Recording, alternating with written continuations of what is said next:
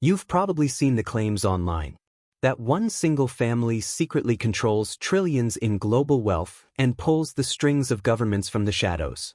Their name is whispered on forums and shouted in viral videos. They're accused of everything from starting wars and crashing economies to manipulating the weather for profit. That family's name is Rothschild. But is any of it true? Do they really own 80% of the world's wealth, like some people claim? Or is the reality something far more complex and, honestly, a lot more interesting? We're about to investigate the evidence behind the legends. We're going to peel back 2.5 centuries of myth-making to uncover the real source and scale of the Rothschilds' fortune today. Because the story of how this family built their empire, and how they hold on to it now, is more audacious than any conspiracy theory. To understand the Rothschild legend, you have to go back to one specific moment: the Battle of Waterloo in 1815. This is the origin story of their supposed global domination, a tale that has been told and retold for 200 years. The myth goes like this. Nathan Rothschild, the head of the family's London branch, wasn't just waiting on news of the battle, he was supposedly at the battle.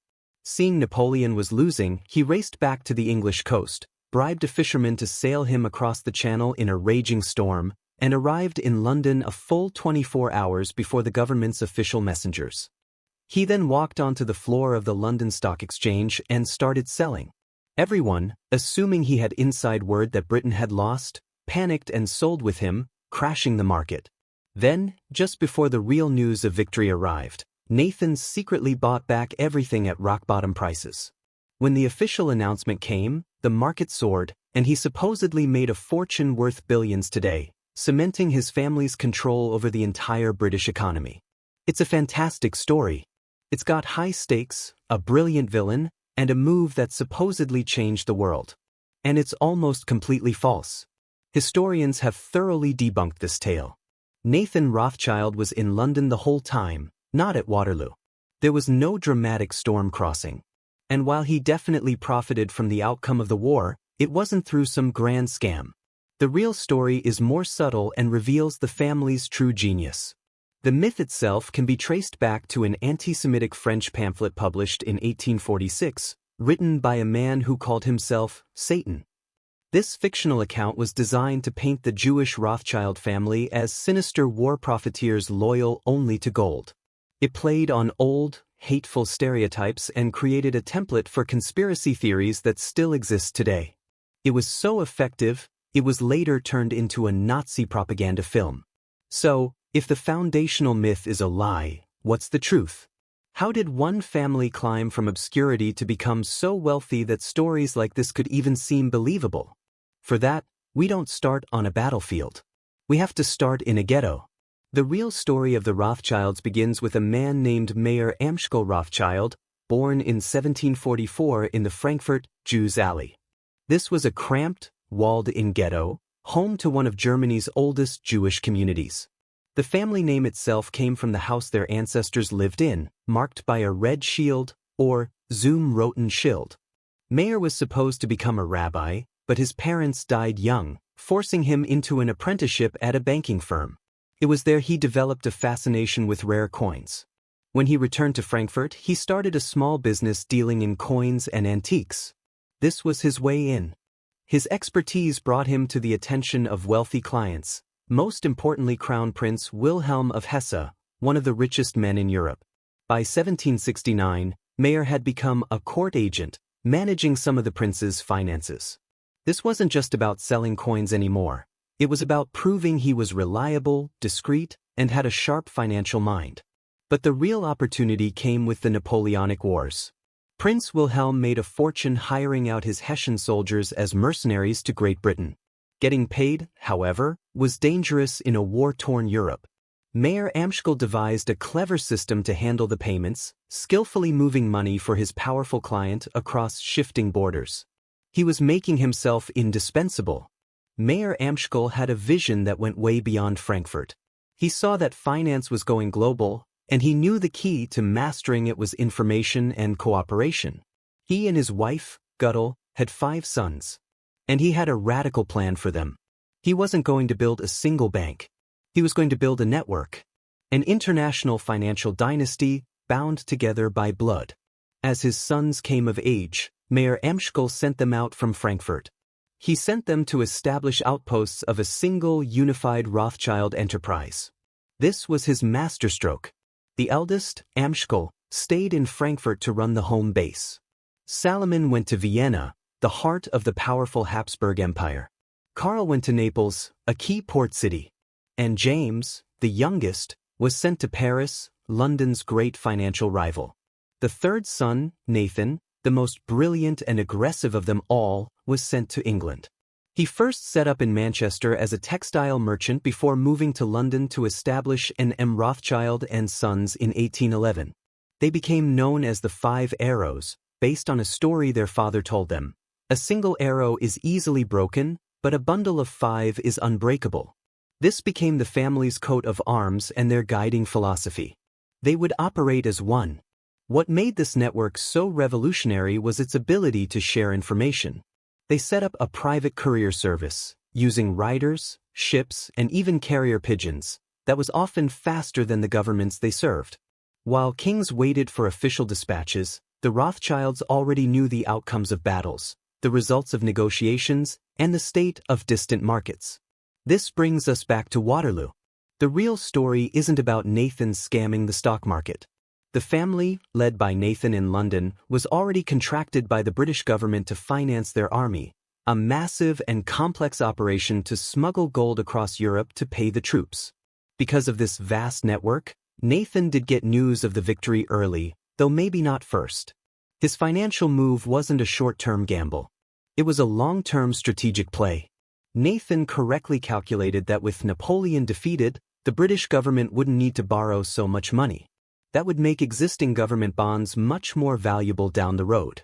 So, Nathan bought up government bonds, not in a panic, but in the days following the battle, anticipating their future rise in value. It was a move based not on a lie, but on superior analysis. It was this kind of insight, replicated across the five branches, that truly built the Rothschild fortune. The post-Waterloo era was the Rothschilds' golden age. The 19th century was their century. Their five branches, working in sync, became the unofficial central bankers of Europe. They financed governments, funded industries, and underwrote the Industrial Revolution. When the Bank of England nearly collapsed in 1825, it was Nathan Rothschild who supplied the gold needed to save it. Their reach was incredible. They financed railways across Europe, from France to Austria. They invested heavily in mining and industry, funding companies that would become giants like Rio Tinto. But maybe the most legendary example of their power came in 1875. Egypt's ruler needed to sell his country's 44% stake in the Suez Canal, a vital waterway connecting Europe and Asia. The French were about to buy it, giving them total control. British Prime Minister Benjamin Disraeli saw the danger, but Parliament wasn't in session to approve the £4 million needed for the purchase, a staggering sum back then. So, Disraeli went to see his friend, Lionel de Rothschild, Nathan's son. According to legend, Lionel asked, "What is your security?" Disraeli replied, "The British government." Lionel paused, then said, "You shall have it." The deal was done on a handshake. The Rothschilds fronted the money for an entire government to make one of the most important geopolitical purchases in its history. This immense power, however, came with a dark side. The family's business was built on secrecy. As a private partnership, their books were closed to the public. And their immense wealth, held by a single Jewish family, made them an easy target for suspicion and hate. As their influence grew, so did the conspiracies. The old lies from 1846 mutated and spread. They were accused of pulling the strings of all European governments, blamed for economic crises, and accused of profiting from the very wars they financed. This was the birth of the modern anti-Semitic trope of a shadowy cabal controlling global finance, a myth that tragically haunts their name to this day. The 20th century brought challenges that seemed to spell the end for the Rothschilds. The rise of American financial powerhouses like J.P. Morgan, the devastation of 2 world wars, and higher taxes changed the game.